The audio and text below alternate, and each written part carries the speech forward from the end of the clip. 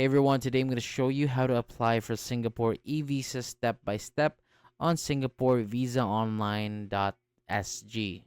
So this is helpful because you'll know exactly what to click, what info to enter, what documents to upload, how to pay, and how to check your visa status and download it once approved. So first go to singaporevisaonline.sg and then click visa requirements and fees. Select your passport issuing country, then choose your visa type.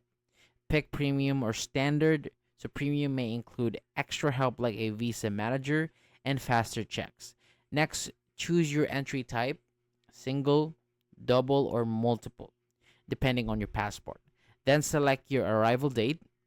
It's best to apply several days before your trip. Now choose if you already have an account. If not, register with your email and a strong password.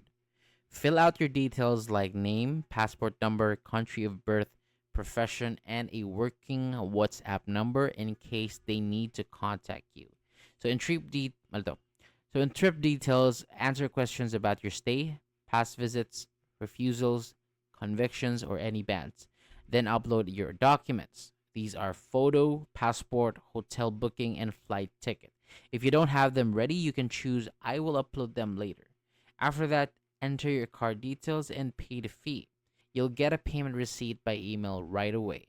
So once submitted, go to My Visa in your account, and then you'll see your entry ID. Keep this as your application ID, and then you can check your status there.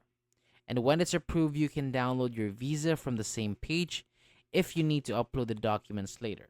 So use edit entry, but remember, once the status changes to on process or on hold, you may not be able to upload anymore.